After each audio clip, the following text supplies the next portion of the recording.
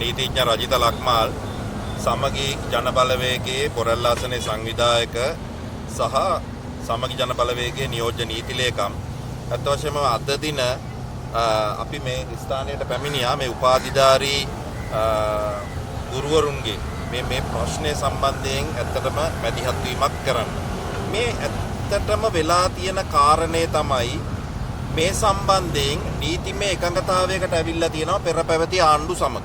එතකොට මේ නීතිමය එකඟතාවය ප්‍රකාරව මේ නීතිමය එකඟතාවය ක්‍රියාත්මක නොවීම නිසා මේ පිළිබඳව මේ සටන මේ සංගමයේ විසින් පටන් ගන්නෙ අද ඊයක නෙමෙයි. ඒ සටනේ ප්‍රධාන ගමන්කරුවෝ විදියට එදා හිටිය අපි නෙමෙයි.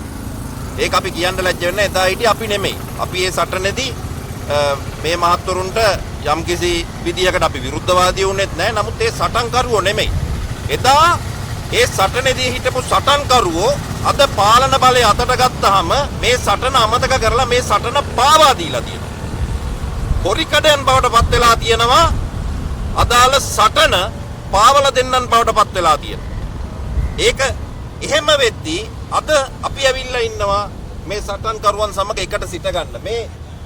මේ අපිට පේනවා මේ වෙද්දී අතිශය දුක්ඛිත තත්වයකට අසාධ්‍ය තත්වයකට පත් වෙලා තියෙනවා මෙතන ඉන්න අය. දැනටමත් තිදෙනෙක් රෝහල්ගත කරලා තියෙනවා. මේ සටන් භූමිය පොඩියට සලකන්න එපා. මෙතනින් තමයි අර මහා 3-2 බලය පටන් ගත්ත 3-2 බලය ඉවර කරන්න පටන් ගත්ත තැන.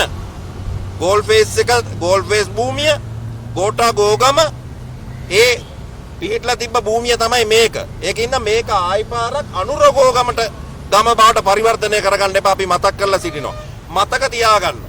මේ ඉන්නේ දැන් ජනාධිපතිතුමා පාර්ලිමේන්තුවට ඇවිල්ලා කියනවා කැමතිනම් මේ ගුරුවරුන්ට තමයි කිව්වේ කැමතිනම් විභාග ලියලා එන්න.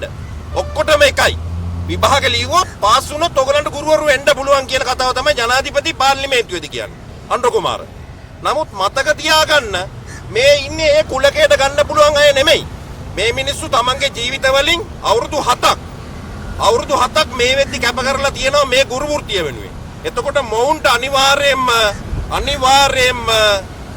යම්කිසි සහනයක් හිමි යුතුයි. ඒ වගේම තමයි ඔවුන්ට හිමි තැන අනිවාර්යයෙන්ම ලැබිය යුතුමයි. ඒ වෙනුවෙන් අපි සමගි ජනබලවේගයේ විදිහට ඒ වගේම තමයි නීතිඥවරුන් විදිහට මේ සංවිධානයේ සමග එකට සිට ගන්නවා. ඒ වගේම තමයි ඉදිරියටත් අපි පෙනී සිටිනවා.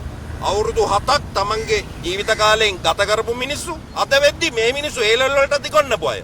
මේ මිනිස්සුන්ගේ ශිෂ්‍යයෝ ඇවිල්ලා ළඟට ඇවිල්ලා ලොකු තනතුරු වල ඉඳගෙන ආණ්ඩුකාරවර කාර්යාලවල ඉඳගෙන මේ මිනිස්සුන්ට වදිනවා තමන්ගේ අයිතිවාසිකම් ඉල්ලගෙන යන මිනිස්සු.